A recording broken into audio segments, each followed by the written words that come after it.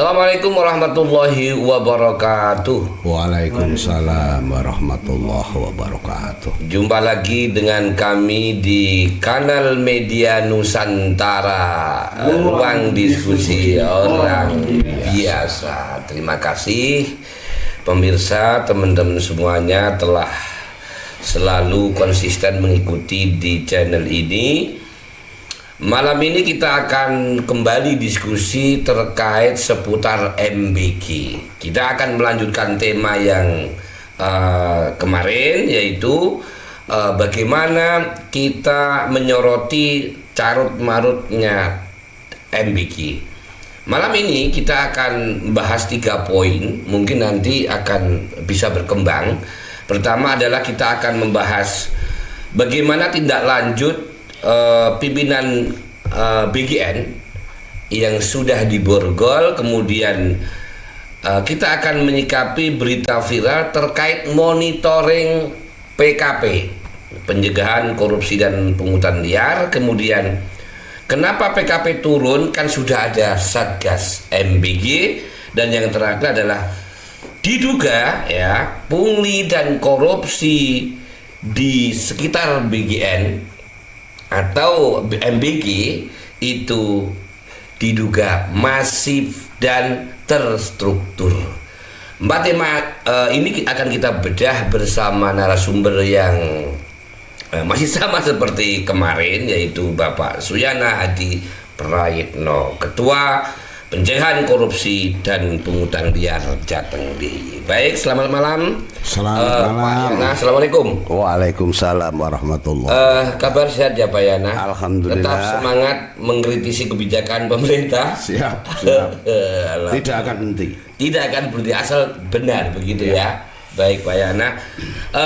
Malam ini saya akan menanyakan beberapa poin Pak Yana. Saya kemarin kurang puas pendalaman saya terkait hasil daripada monitoring Pak Yana dan tim monitoring terkait dengan MBG. Pertama begini, menurut Pak Yana bagaimana tindak lanjut, menurut analisa Pak Yana, tindak lanjut ke kepala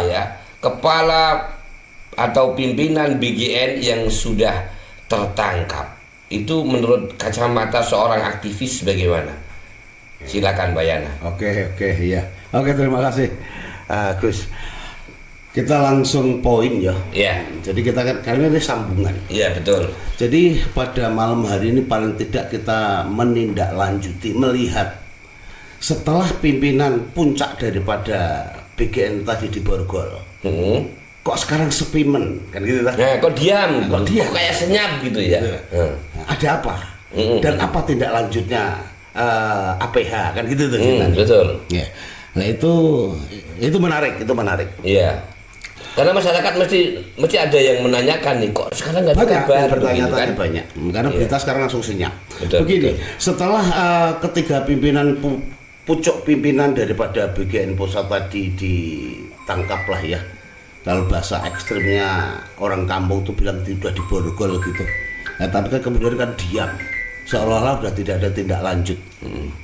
Tapi saya yakin bahwa itu APH sedang memproses sedalam-dalamnya. Nah, jadi perlu kita sampaikan juga gitu, bahwa kejadian di BGN ini adalah sangat menarik perhatian masyarakat luas. Betul. Karena indikasinya korupnya luar biasa, kan gitu. Nah, padahal saat ini masyarakat masih menunggu. Itu yang terjadi, ya lah. Nah, sebenarnya kita mintanya setelah ketiga pimpinannya tuh di tengah masih ada lagi, gitu loh.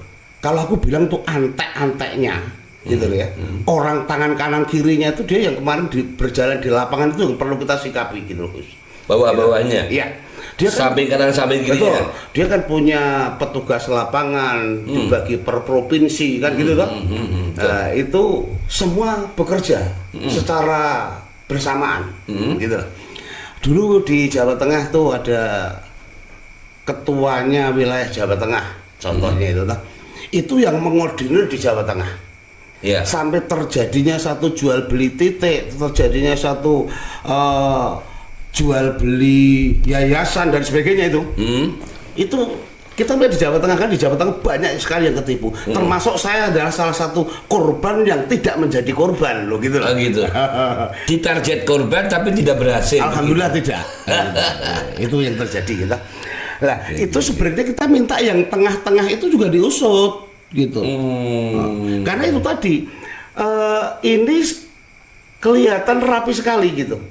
Dari BGN itu kalau di provinsi saat ini itu ada yang namanya kantor KPPG ya. Kantor Pelayanan Pemenuhan Gizi. Itu sekarang pegang di wilayah Jawa Tengah itu. Oh, gitu. Jadi per wilayah berarti per daerah perwakilan wilayah. Betul. Itu ada satu kantor. Ada. Itu ada satu kantor di tengah Jawa Tengah yaitu tadi namanya KPPG, Kantor Pelayanan Pemenuhan Gizi. Nah, Kantor Pelayanan Pemenuhan Gizi atau KPP tadi dia membawai Korlap. Tingkat kabupaten kota. Korlap tingkat kabupaten kota membawai lagi Korcam. Masih ada lagi itu. Nah, sehingga banyak itu struktur daripada BGN tadi itu sudah sampai ke bawah, sampai tingkat kecamatan. Iya. Nah, yang disayangkan aturan itu kan kemarin ikut semua itu. Lewat itu tadi. Semua. Itu tidak ada yang tahu itu. Gitu loh. Tidak ada yang mengerti, masyarakat tidak ada yang tahu. Hanya mereka yang tahu strateginya. Gitu loh. Perintahnya ayo turun ke bawah itu A. Nah, itu yang menjadikan masalah gitu loh. Iya. Nah, sehingga kalau terjadi apapun PM atau penerima manfaat kalau terjadi tidak benar mengadu ke siapa? Kalau ada mitra maupun yayasan curang mau ngadu ke siapa? Ngadunya ada ya cuman ke itu, ke Korlap tadi. Nah, Korlap disampaikan kepada KPPG. Nah, mungkin katanya disampaikan ke atas kan gitu loh. Itu prosedurnya seperti itu, orang lain nggak mau tahu lah itu kayaknya tuh. Oh gitu. Jadi sentral apa namanya ya? Sentral koordinasinya cuma lewat itu ya. Betul. Terkait dengan adanya pelanggaran, misal di lapangan menemukan modus korupsi dan seterusnya, dia tidak berpikir lapor keluar daripada koordinasi yang tadi Bapak sebutkan. Betul. Ya di situ yang menjadikan masalah di situ gitu. Gitu. Loh, itu yang dipakai adalah mutlak uang negara kan gitu ya, kan. Betul. Mutlak. Nah, tapi kenapa yang harus mengurusin hanya untuk struktural di instansi itu terus BGN tok? Kenapa APH tidak dilepaskan? Kan gitu. Oke lah, pemerintahan kabupaten dilibatkan. Ditunjuklah dikasih satu SK namanya Kepala Satgas. Nah, tiap kabupaten kota itu yang menduduki itu adalah sekda. Gitu loh. Jadi sekda per kabupaten kota ya. Itu ada sekda. Itu otomatis dia kepala otomatis. Kepala Satgas. Iya. Dan itu di SK ya. Itu ada SK-nya. Lah namun yang herannya lagi bahwa kepala Satgas tiap kabupaten kota itu tidak dikasih data apapun. Minta data ke KPPG maupun ke Korlapnya BGN itu tidak dikasih. Pak Yana sudah meng-cross check itu, sudah mengkonfirmasi terkait itu. Sudah dong, tentunya sudah. Jadi semua sudah kita lakukan. Kenapa kok terjadi seperti ini? Padahal situasi genting kalau kita bilang. Iya. Karena demikian masifnya korupsi itu sehingga menjadikan satu sorotan masyarakat. Nah, dengan adanya satu kepala Satgas tadi kan otomatis dong. Iya betul. Gitu.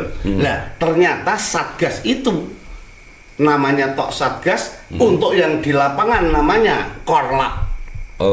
Tiap kabupaten kota tadi. Jadi sebentar. Ya. Ada Satgas, ada Korlap atau itu satu lembaga tapi dua nama? Enggak, beda. Jadi seolah-olah ini BGN menunjuk melibatkan pemerintah daerah. Gitu. Dijadikan Satgas. Tujuannya sebenarnya kan untuk menampung aduan masyarakat kan. Betul. Sebentar. Masyarakat ini biar paham. Sebentar.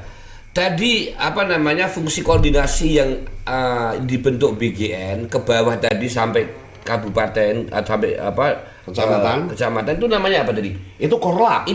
Oke. Korlap provinsi, kemudian wilayah, kemudian sampai Korcam. Ya. Itu Korlap namanya. Ya. Kemudian di tingkat kabupaten ada lagi yang namanya Satgas. Kepala Satgas. Kepala Satgas. Ya. Nah, Satgas ini apakah adanya di tingkat kabupaten atau memang dari nasional ada? Tingkat nasional.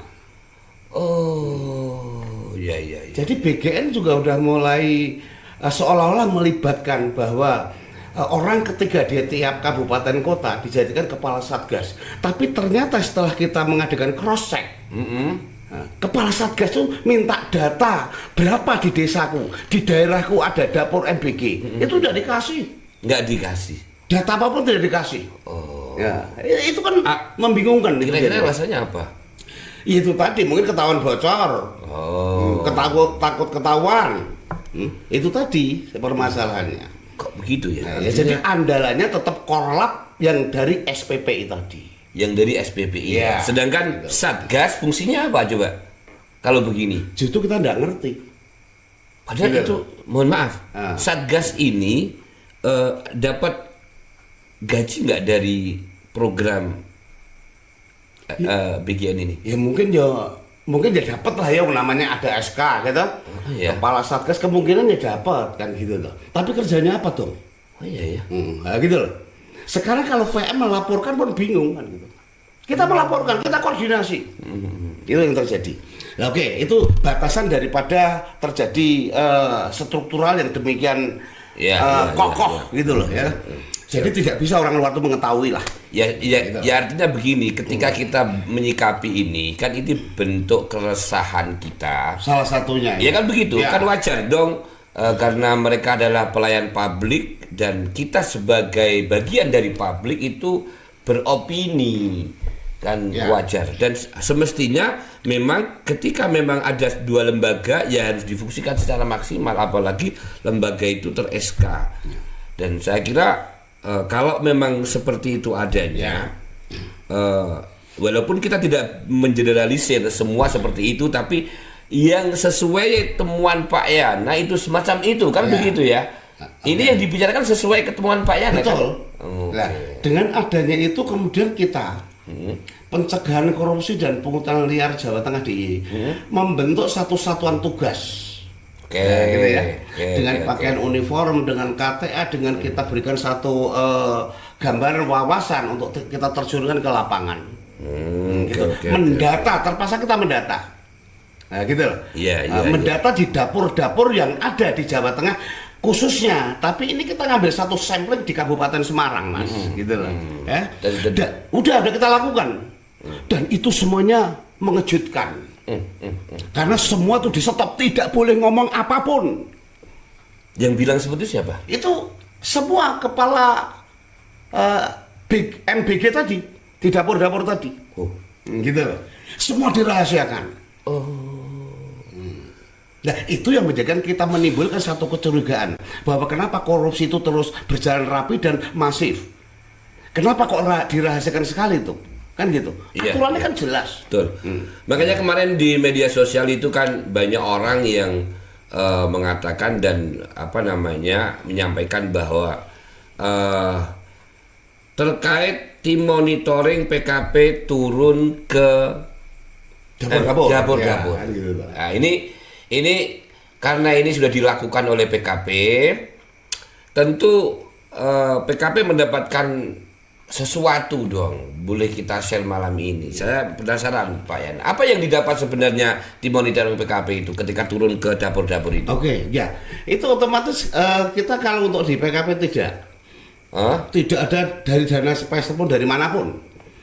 Itu adalah kita adalah salah satu gerakan hati nurani untuk memberikan satu kebuktian. Gitu aja itu kan, bahwa kayak apa toh yang terjadi ini. Kan gitu.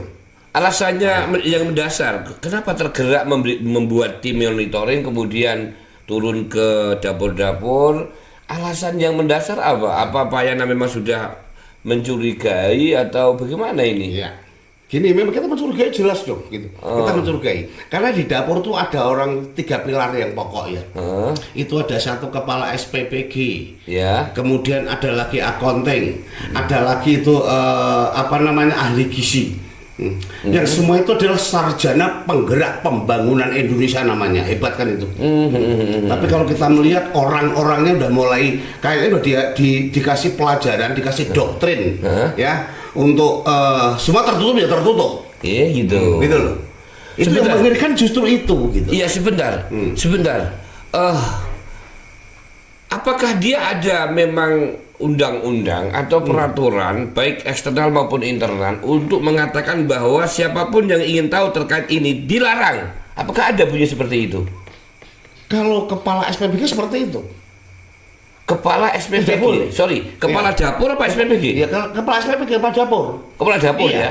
Loh, itu kan kepalanya, ketuanya kan itu otomatis orang SPPI itu, orang BGN itu yang dididik 3 bulan itu, iya. Anak-anak muda tadi itu. Itu yang memerintahkan untuk semua tidak boleh tahu. Tidak boleh. Apa alasannya? Aku pun diperintah dari atas. Harus minta surat ke BGN, kentut kan itu. Sebentar.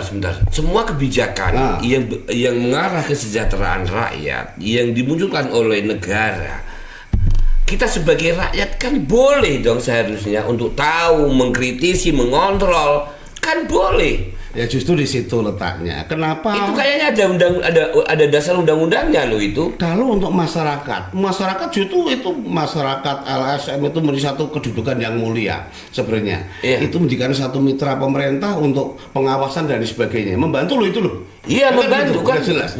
Dikala ada tuh pejabat yang rese, ada pejabat yang neko-neko, ada pejabat yang korupsi, mereka wajib melaporkan, wajib menegur. Iya. Nah, itu diatur oleh undang-undang gitu loh. Kan gitu. Lah ini BGN juga harusnya diatur sama. Oh dia juga menggunakan uang negara, dia termasuk pejabat negara. Kan gitu, mau dia digaji oleh negara. Ya makanya saya nggak habis pikir kenapa dia melarang itu. Itu gitu. menjadi satu polemik sampai saat ini. Maka mungkin teman-teman biar tahu, teman-teman atau masyarakat biar tahu bahwa dapur yang ada saat ini dimanapun itu tidak boleh orang masuk satu. Alasannya higienis, kan gitu toh. Sekalipun bersurat resmi dari lembaga, kemudian izin baik-baik, tetap tidak boleh. Jadi kita kudu kita santun, tapi kalau dia keras ya otomatis timbul permasalahan kan gitu. Maka kita menahan diri itu. Nah sekarang teman kita mengharapkan kepada pucuk pimpinan BGN tingkat provinsi aja lah, kan gitu.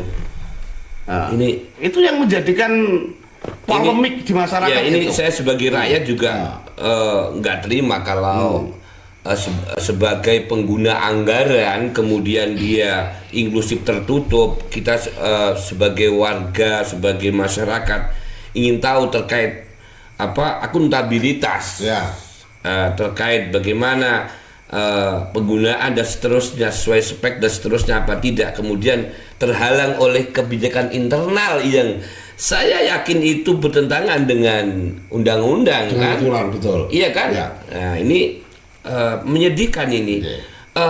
Pak Yana, sudah berapa dapur yang Pak Yana datangi dengan tim lakukan monitoring itu? Udah cukup banyak lah ya.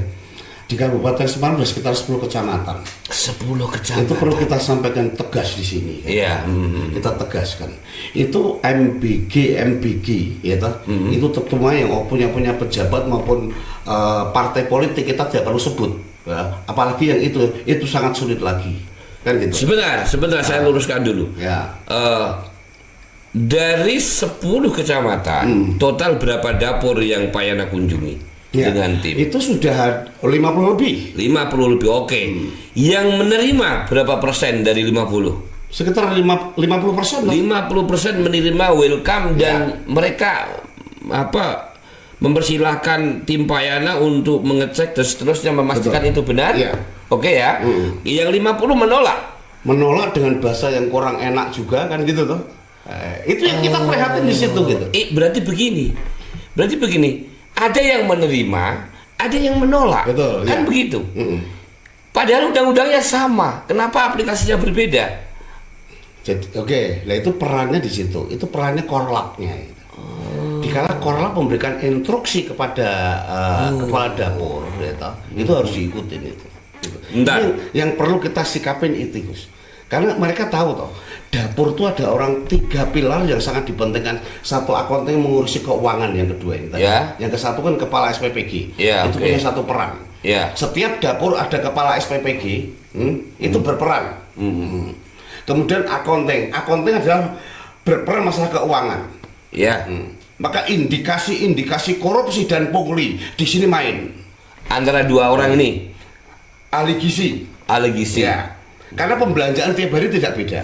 Akan berbeda. Akan berbeda. Berbeda dong. Dikala hari ini lauknya ayam dengan telur bukan berbeda. Ya, di situ pelaporan itu salah satu rahasia yang mereka umpetkan. Yang tiga departemen ini diduga bisa main di situ ya. Iya. Pak Yana maksudnya duganya di situ kan? Satu dugaan, yaitu, dan kita sudah menemukan. Oh. Dan kita punya bukti. Gitu loh.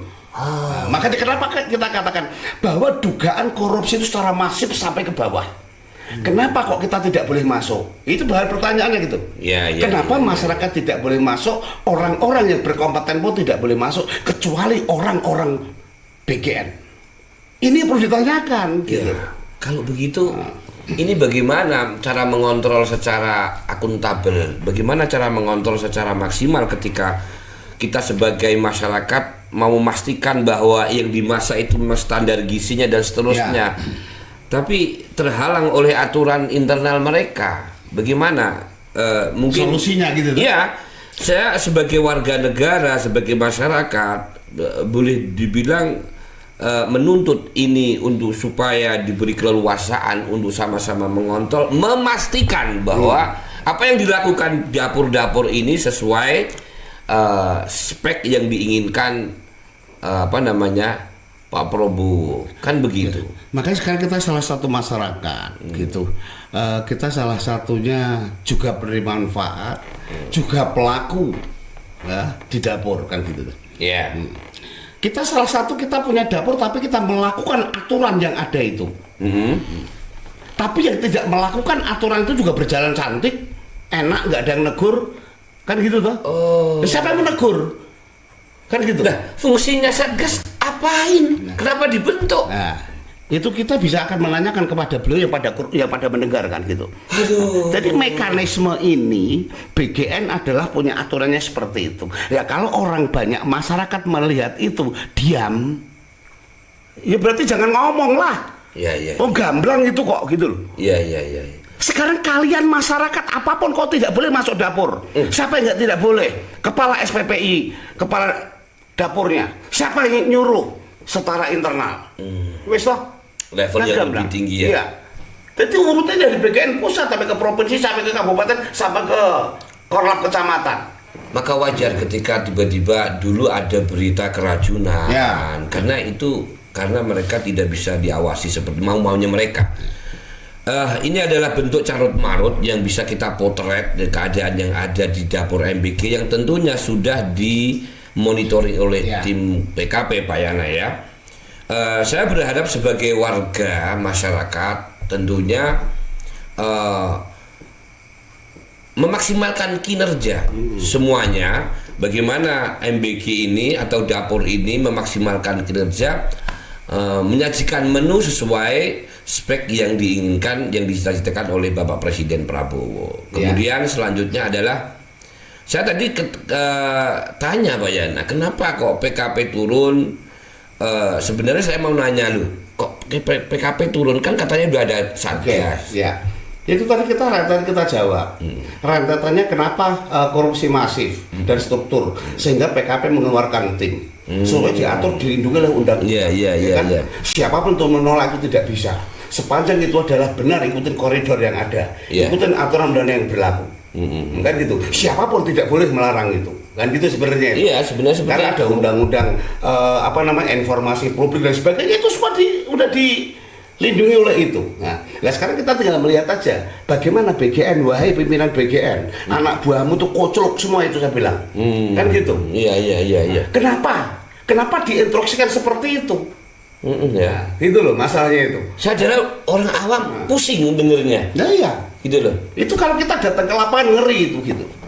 Lagunya sok-sokan semuanya tuh belagunya nggak ngerti bilang. Ini orang-orang di dalam ini nggak ngerti kalau dia itu apa yang dia pakai, yang dia apa namanya digunakan itu kan uang negara, uang rakyat juga. Ya. Inilah kadang-kadang mindset pejabat itu yang kadang, mohon maaf, dia nggak ngerti bahwa apa yang dia gunakan adalah uang rakyat juga.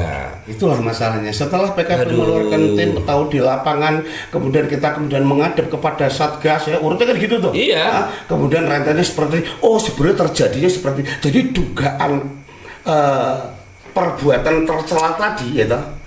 Di situ dugaannya lebih kuat, kita menduganya. Iya. Itu udah jelas itu kan gitu toh. Tinggal nanti bagaimana tindak lanjutnya. Itu silahkan daripada aparat penegak hukum kan apa tuh silahkan itu. Itu untuk pertanyaan yang saya jawab itu. Ya ini parah, ini parah. Oke, Pak Yana, sebelum saya menanyakan berikutnya, saya masih ada pertanyaan satu. Pak Yana kan sudah menemukan temuan dugaan korupsi dan tindak pidana yang yang tentu tidak elok dari tim Pak Yana. Apa yang nanti akan Pak Yana lakukan setelah ini? Justru kita kan udah bikin surat ini nanti, kita bikin laporan, kita akan mencoba kita kirimkan, mungkin tetap kita tembuskan kepada presiden dong. Iya. Kan gitu tuh, mau diterima atau tidak tuh silakan. Betul. Itulah dari hati nurani masyarakat pedesaan, masyarakat yang paling bawah. Nah, kita katakan jujur, yang bermanfaat ya bermanfaat, kan gitu toh. Iya. Tapi kan perlu pembenahan tata kelola daripada dapur-dapur itu tadi, uang negara tadi dikelola yang benar dong, kan gitu toh. Iya. Jangan tertutup dong, kan gitu. Kemudian SPPI tadi yang namanya Sarjana Penggerak Pembangunan Indonesia, namanya itu medeni itu, kan gitu. Aduh. Tapi kelakuannya mereka kayaknya udah didoktrin, diajarin nih kayaknya nih, kan gitu toh. Nah itu terjadi sadar kali yang dia digunakan uang rakyat. Ya, itu nanti makanya kita akan koordinasi dengan APH. Karena kemarin kepimpinannya ditangkap oleh kejaksaan kan gitu kan, Kejaksaan Agung toh. Dan kalau saya mendengar kayak itu kejaksaan sudah diinstruksikan untuk turun ke bawah. Tapi nanti kita lihat aja kejaksaan apa yang akan dikontrol ke bawah, apa yang akan ditindaklanjutin, apa yang akan diperiksa. Kan gitu. Kan yang pertama kudunya perizinan kelayakan itu tadi. Ada nggak izinnya? Izin kelayakan. Nah, kan gitu tuh, semua ada beberapa izin itu harus dipenuhin. Gitu loh. Nah, itu yang kita tunggu.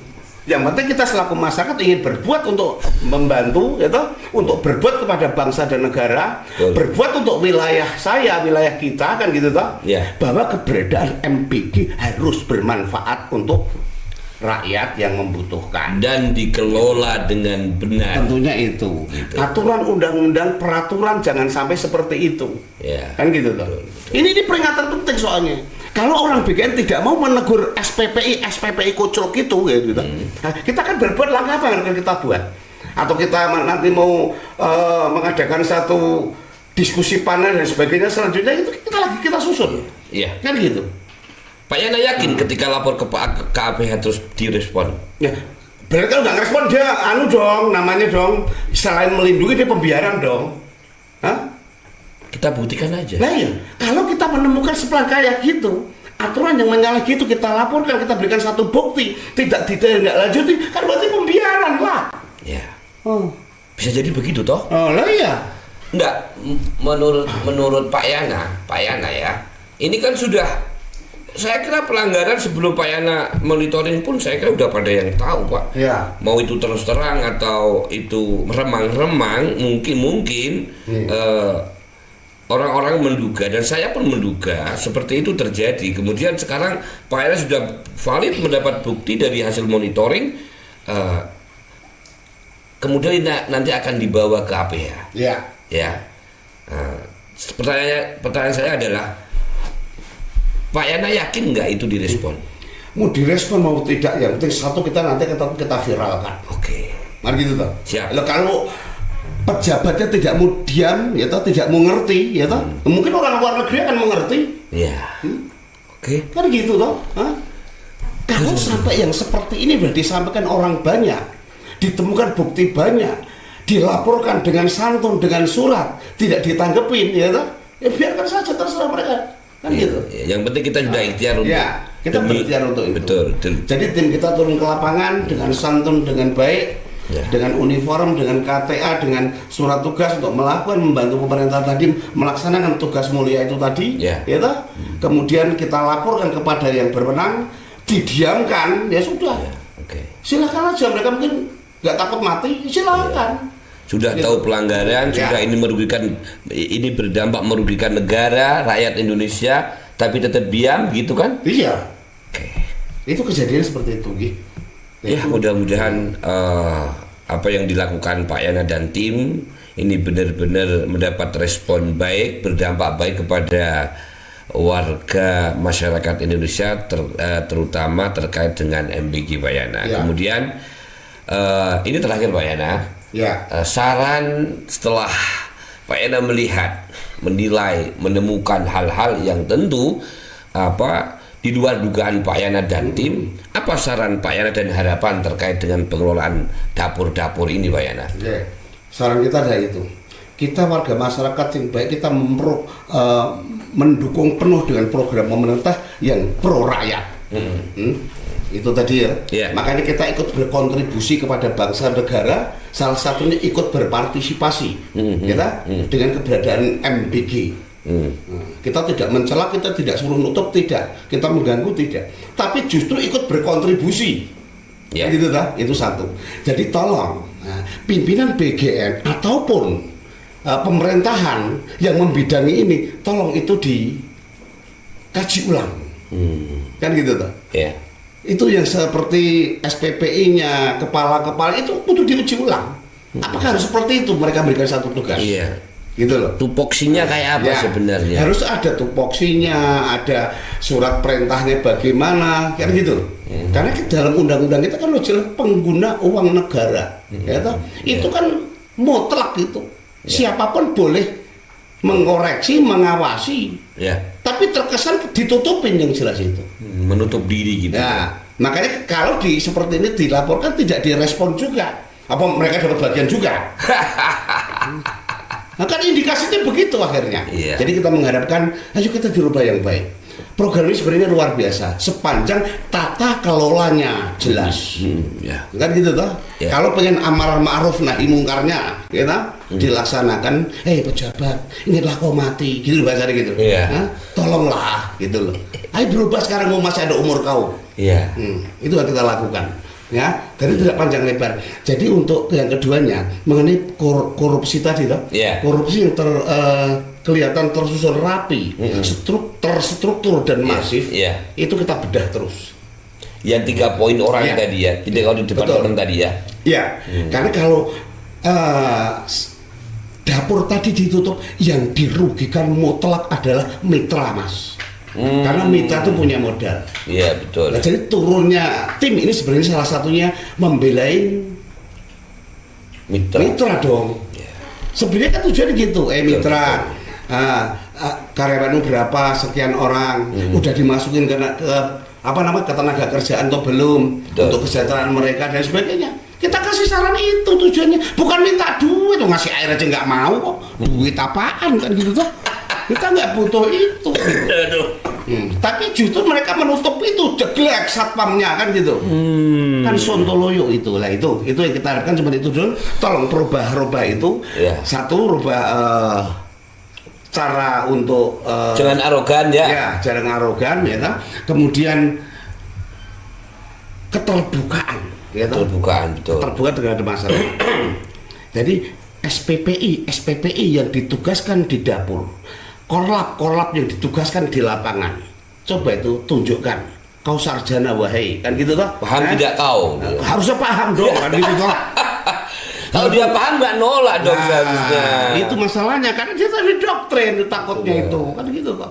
Kalau seharusnya mereka kudunya paham. Ya, harusnya normalnya orang apalagi berpendidikan, doktrin itu undang-undang itu lebih tinggi posisinya daripada doktrin atasan dia, mestinya begitu toh. Itu yang terjadi kayak gitu. Makanya kita Jadi di mestinya- mental ini Pak Yana, di mental ini berarti. Makanya SPPI yang masih muda ini, kalau sampai sudah disusupi mental korup, mental pongli, jangan harap di 2045 menjadi pemimpin yang qualified, pemimpin yang jujur. Korupnya lebih bahaya lagi. karena udah digulung dari sekarang. Itu yang terjadi. Jadi kita sarannya pan itu tok. Wahai masyarakat, ayo kanca-kanca mahasiswa. Kan gitu toh? Teman-teman mahasiswa, awasi terus ini. Kita bersatu untuk mengawasi program ini. Kan gitu toh? Itu yang kita lakukan. Karena kita nanti kemudian saya juga memberikan support kepada tim saya. Ya, tim saya itu ditolak tapi tidak pernah putus asa. Lakukan kok pakai kok melewati koridor yang ada. Kok pakai aturan, jangan takut. Itu saja. Jadi dia melakukan yang terbaik untuk itu membantu masyarakat dan membantu pemerintah. Itu yang kita lakukan. Jadi kita memberikan semangat mereka seperti itu. Itu yang saya sampaikan mungkin Gus Rosyid ya. Siap. Nah, kemudian kita nanti kan ada jadwal kembali toh. Jadwal saya nanti akan membongkar kasus gitu. Ini kasus BLT gitu. BLT. Yang pembagian hasil cukai. Iya ini baru viral nih. Nah, ini program ini masyarakat tidak tahu luas. Tapi kita kemarin sudah beberapa bupati kita suratin, kita ajak diskusi, kita berniat untuk menyampaikan hal, tapi nggak direspon ini. Gitu. Padahal kita sudah menemukan bukti-bukti yang luar biasa. Dan itu jumlahnya gede pol. Jadi itulah, kita bongkar besok, akan kita bedah. Nah, yang kedua, yang kedua itu ada CSR dan hibah. CSR. Jadi tidak di Mojokerto seperti yang terjadi tiap kabupaten terjadi itu. Nah, di situ PKP punya bukti-bukti itu yang akan kita bedah nantinya. Saya tidak takut untuk itu menyampaikan kebenaran. Nah, itu kan kita sampaikan. Itu nunggu. Tunggu kawan. Gitu loh. Kita akan sampaikan itu dengan bukti-bukti otentik sehingga masyarakat akan lebih cerdas dan mengerti. Itu yang saya sampaikan sebentar. Oke, siap Pak Yana. Demikianlah teman-teman pemirsa kanal Media Nusantara, kita telah diskusi terkait dengan masih sama terkait dengan MBG.